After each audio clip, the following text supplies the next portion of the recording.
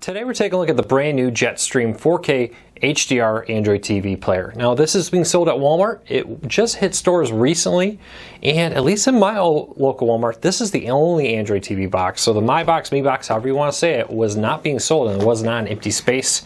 When I asked the local Walmart employee when they had to open the case to get this about the My Box, Me Box, however people say it, they said, oh yeah, we don't have that right now. So I don't know if this is replacing that in the Walmart lineup or if this is just going to be a additional device in the Walmart lineup out there. So we're going to do a little unboxing here, show you what comes with the device, and then come back in the same video about halfway through if you want to jump to that, show you this plugged in, working, all set up, and give you an idea what you can expect from it. So right off the bat, this is the Jetstream. It's about the size of a Fire TV, just eyeballing it, maybe slightly bigger, but it's got a lot of additional ports. You can see right here, micro SD, two USBs. You got the AV, so that you can put a little adapter there to have longer AV. You have Ethernet, which is nice, HDMI, optical audio out, and the power cable. That's it. No vents on this. It's just a solid one, a little bit of rubber here so it doesn't slide around on your table that much. Let's jump into the rest of it. You got a power cable here, pretty standard power cable, maybe about a 6-foot cable, which is nice. Does come with an HDMI cable. Eyeballing, guessing that's about 6 feet, maybe 5 feet-ish. Let's take a look at the remote real quick. And then it does come with a lot of quote-unquote freebies. But here's the remote. All the buttons are plastic. There's no rubber, anything on here. Pretty standard. I mean, it doesn't feel the highest quality, but it's not bad. So you got Netflix, YouTube, Google Play. Wish there was a fourth right here. YouTube TV would have been great since this is an Android TV box. Have YouTube TV and Netflix right on the same one. Of course, volume, back, home, menu, power for the device, and your Google Assistant right there. Some batteries. A bunch of discounts. 1 month free. These look like all standard. 7-day showtime, 7 days of sling. That's pretty standard. With that, a little we want to hear from you. A little user quick guide, pretty standard. Here is the specs on it. I know a lot of people like this. See if I can. You want to pause your video real quick and take a look at this, but it's pretty standard setup here. Android 8.1. It says it comes standard with. Of course, it probably will be upgraded over time. If you want to check that out. So, first impressions, it's a little chintzy feeling. This definitely feels a little cheap. Plastic buttons and so forth with it. The device itself feels very well. This is plastic, but it's not cheap plastic. You ever get plastic where you're like, wow, that's super, super thin. I feel like I could crush that just by pinching it.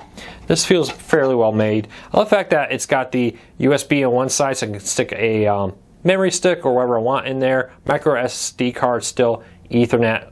A lot of devices have been ditching the Ethernet recently, so it's great to see them still have that on here. So overall, you know, for 60-some bucks, it's not bad. Not great, not bad.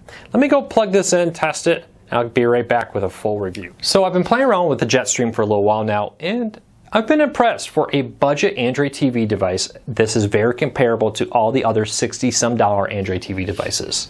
Performance is right in line. I've had zero technical issues, no glitches, no weird behavior. Everything just worked. One of the coolest features I loved about it is the setup. If you've never had an Android TV device, you probably don't realize it's maybe the best when it comes to setting up the device. It's super simple. If you have an Android phone or tablet, it'll say, hey, why don't you use that? You open your Google app that comes pre-installed on all Android or phones and tablets.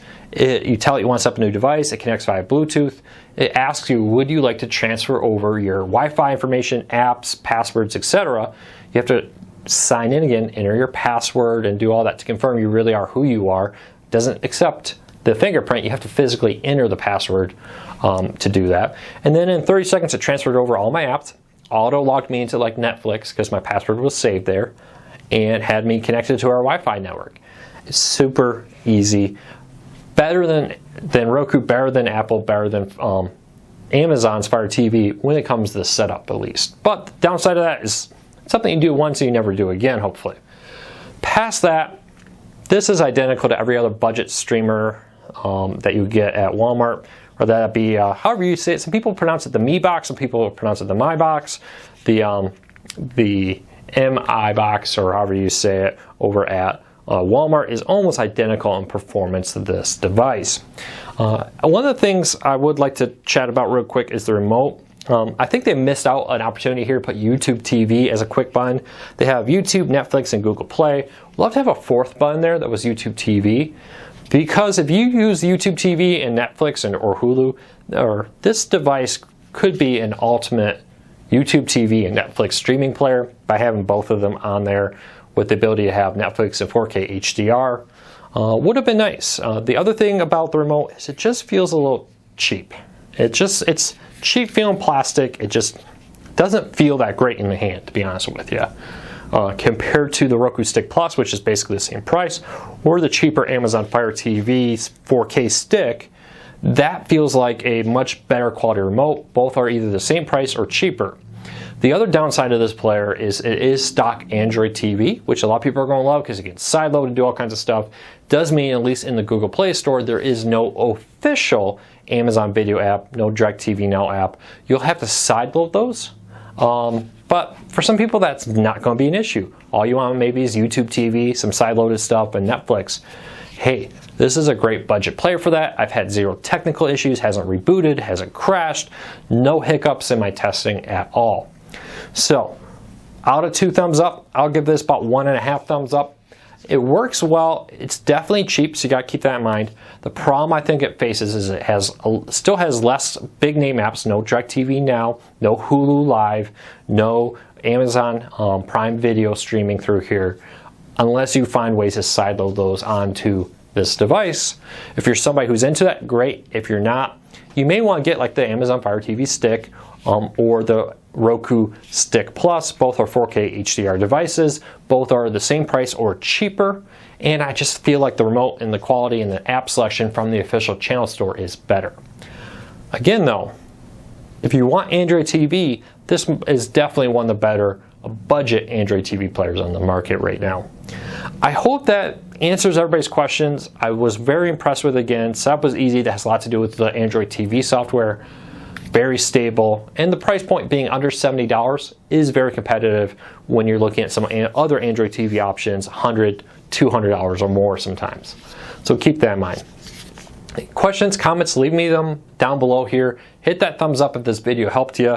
Hit that subscribe for more cord cutting news, tips, tricks, reviews, how-to guides, and our weekly Q&A every Wednesday, 8 p.m. Eastern, where we answer your cord cutting related questions. Thank you for watching. Please subscribe, and hopefully we've helped you save some money.